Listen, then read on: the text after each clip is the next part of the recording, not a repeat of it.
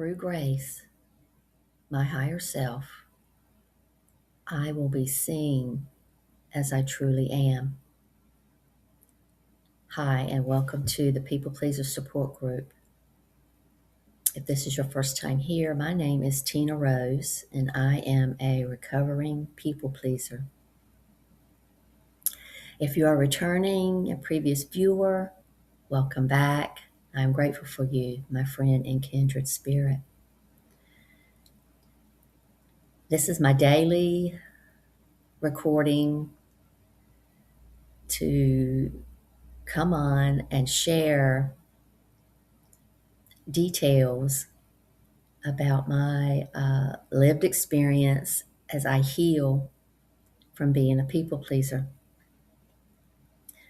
And I am even more today making a point to come on this morning without knowing what needs to be said, no idea. And I've meditated about it this morning, and I have said,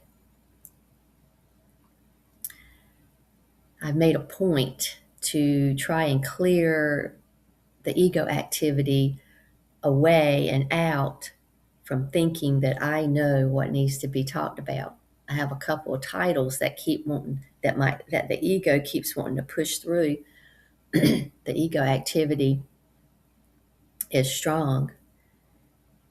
And I've been meditating, quieting my mind, getting still in my heart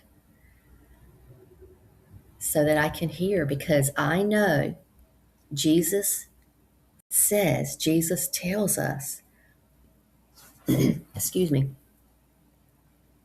that we will be guided very specifically. Everything we need will be given to us. Everything we need to know will be delivered to us at the divine right time. And so I am banking on that today, completely, totally. I'm going to tune in now, relax my mind, and breathe. Just focus on my breath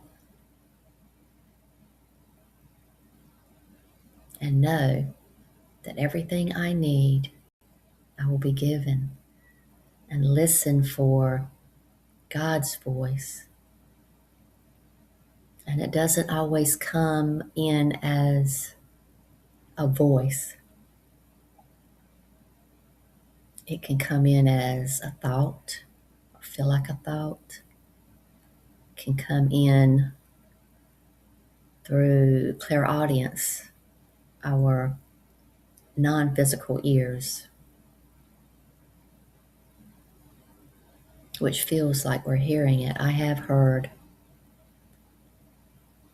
messages come in from what seemed like outside, like I was hearing it with my right ear. Okay, so I'm getting that. I'm going to talk about that. When at the end of my reading A Course in Miracles and doing the daily lessons, 365 days, not at the end, it was maybe in the middle, I had been praying and asking for help because of my frequent depression in my life up until that point, which was probably about 6 or 7 years ago.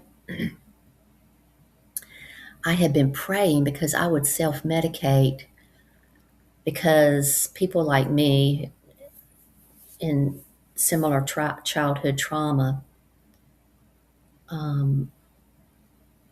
you don't know how and you don't express your feelings. And you push it down and push it down and push it down. And then after a while, that overload of unexpressed emotion comes out as depression. And the licensed professionals, a psychologist, a psychiatrist, they would know more of the medical terms for this. I did at one point because I've researched and learned over my lifetime trying to heal myself. But right now I can't think of any, you know, professional terms for this, but I would often become depressed. And and at that time I chose to self-medicate with alcohol. And it wasn't like in my earlier years when I was younger and my body could handle it maybe a little better. I would have the binges, the drinking too much, like on the weekend when it was time to go out with my friends. I would overdrink, right? And but I didn't do that anymore. This was, 6 or 7 years ago. So what I did was I just drank like one glass of wine a night or one can of beer, just enough to take the edge off. And I was in another bout of phase of being depressed. And that's what I would do. I would work all day, then I would come home at night, drink a glass of wine, or there were these new kind of beers. I can't forget what they called, Red's Wicked Apple or something like that. And it was higher in alcohol content. So I could drink one can and have just enough of that edge taken off that I could just feel better. The anxiety would lay down a little bit. And so I had been praying as I was going into doing those daily lessons through A Course in Miracles, which I highly recommend for anyone who hasn't heard about it or you haven't done it. Highly recommend it. And so I was once again at the grocery store and found myself putting the 6-pack of Red's Wicked Apple beer in my cart. And as I turned around to push my cart toward the cashiers, it was the last thing I picked up to check out. I heard a voice, what felt like I heard it out loud. And it said, "Turn around and put it back." And I froze and I'm looking around and I knew clearly what it had said. And I did. I turned around, I put that beer back, and I never had another urge to drink alcohol. None. And this is 6 or 7 years ago. I've had zero urge or interest in drinking alcohol. And that urge was strong before that. I would know, oh, and I was getting the physical symptoms. My between the mid to low back, right where my kidney was or is, I was starting to have pain because of that alcohol I was drinking. I believed it, that it was because of the alcohol I was drinking every day. So I had the physical discomfort and the clear knowing that I needed to stop drinking this alcohol, but there was just still something. I was just so depressed, and I didn't like the way it felt. And at that time, I didn't know how to feel my feelings.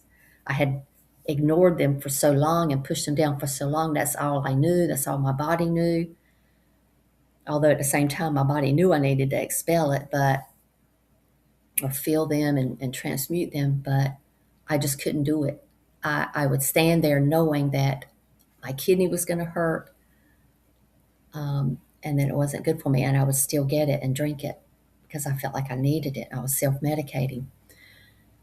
So, yeah, that really happened. I heard, "Turn around and put it back."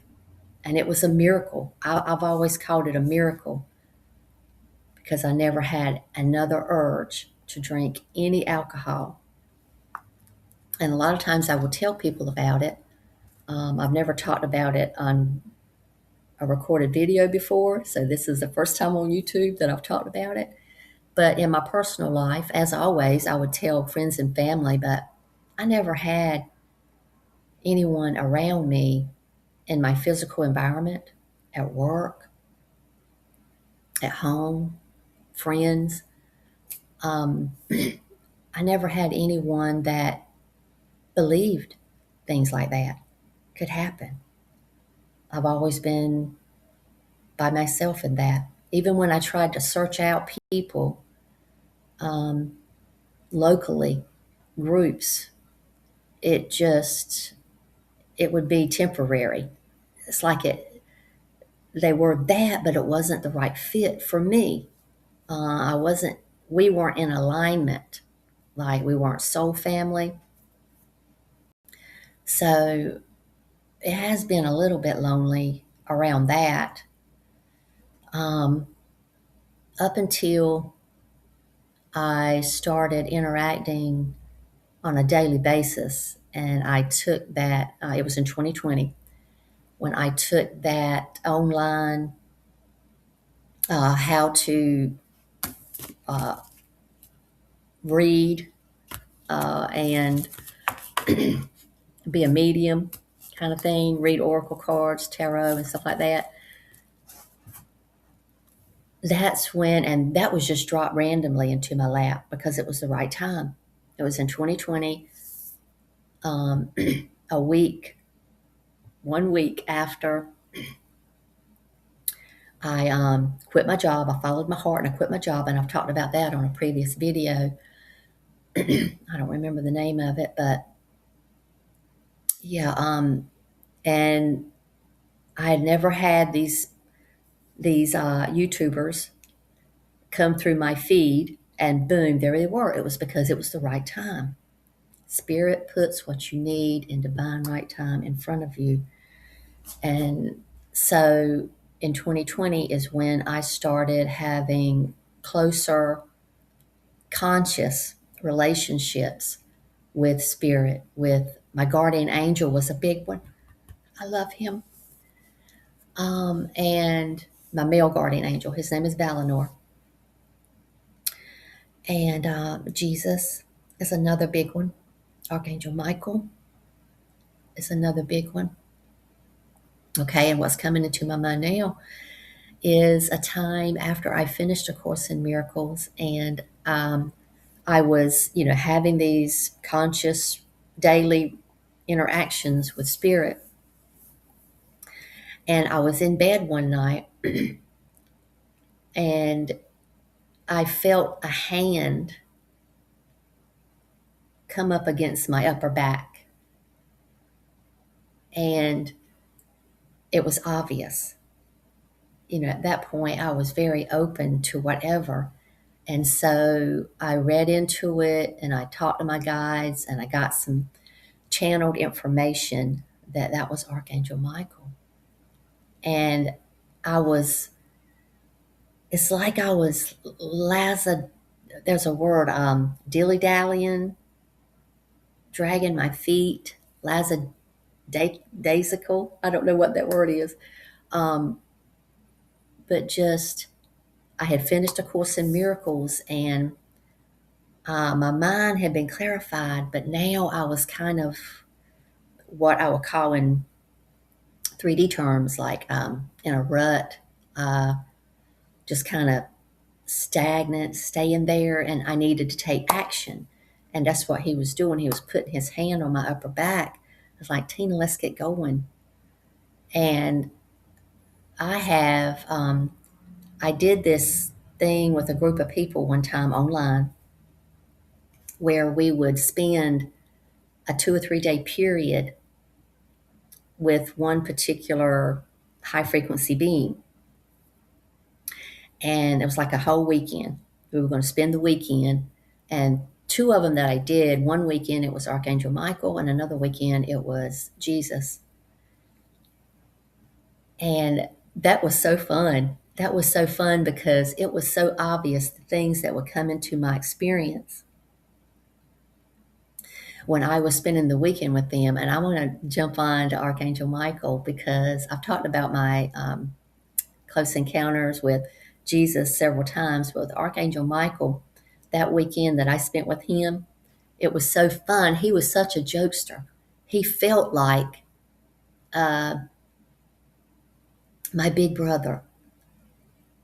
And he was such a jokester. He would, when I would have visuals of him, he would look like George Clooney.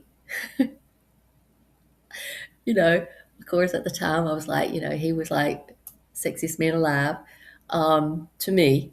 And so that's the vision, the image he put in my mind. And I would see the figure that looked like George Clooney as him, and me like a little sister holding his arm, knowing that he had my back, that I completely trusted him. And that's just, it means so much to me. And then he also, that weekend that I spent with him, he also dropped in my path for me to watch the movie that he had done that John Travolta was in. The name of it was Michael. And in the movie, it was implied that it was Archangel Michael. And if you've ever seen that movie, uh, I liked it the first time I saw it, and I had seen it before. He came in and told me to watch it again. So I actually sat there and watched this movie. It's so affectionate for me, so sentimental. With Archangel Michael, I felt like he was with me. And that movie, it was so fun. I can't remember a lot of the pieces where I felt like he would make a comment. You know how we're watching a movie with a friend and you or the friend make comments during the movie and you laugh and whatever. That's what it felt like.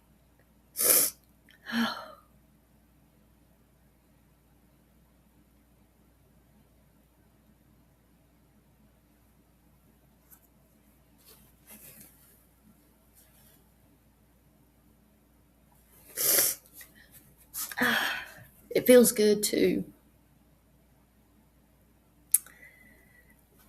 feel good.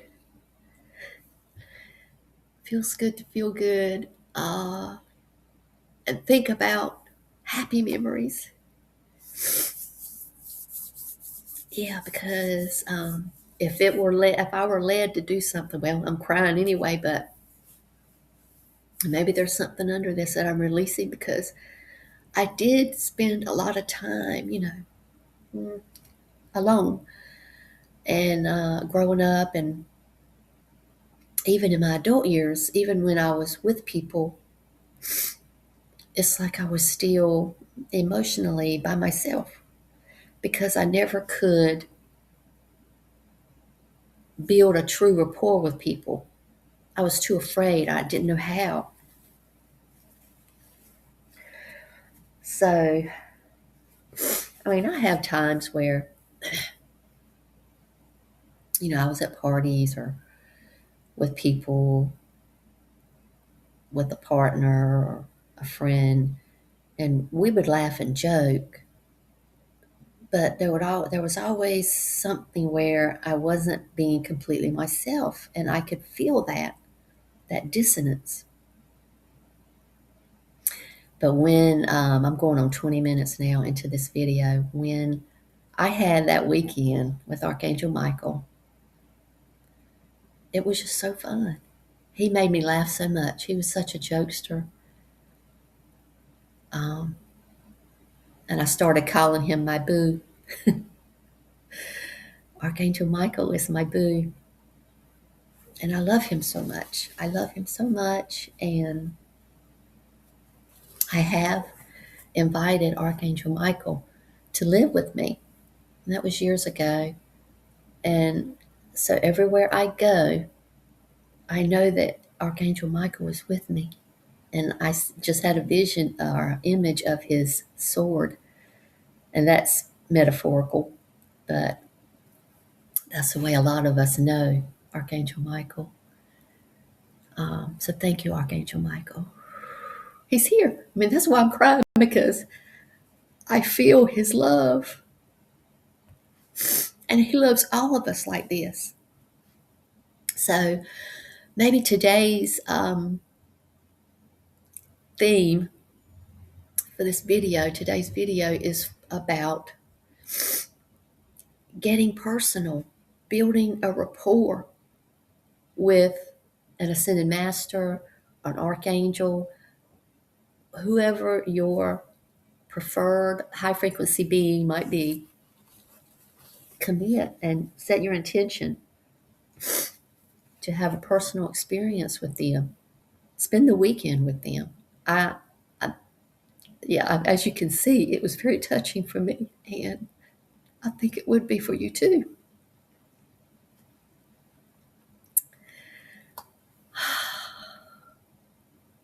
And what just came to my mind was on my way back this morning. It was early. I had to get out at 6:30. And on my drive back, I suddenly had this image, because I talked about it yesterday, I think, on a video. But an image of my mom slapping me popped in my mind. And I don't dwell on these things, but it was time, apparently.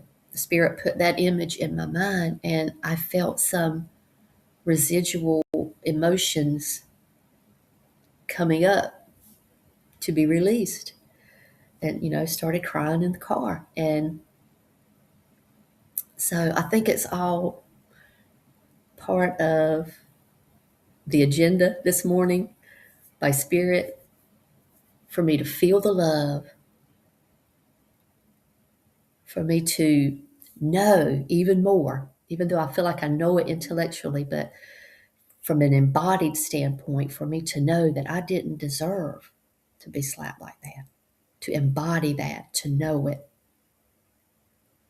as my truth. And just like I started out this, and that was unexpected, that just popped in, just the same way that I started out this video with this phrase, through grace, my higher self, I will be seen as I truly am. I will be seen for who I truly am. That's another painting that I did years ago. And it has been 25 minutes, almost 25 minutes. And I think I'm going to stop here. And blessed be, my friends. And thank you to Archangel Michael, my big brother, my boo. We love you. I'm going to talk to you tomorrow.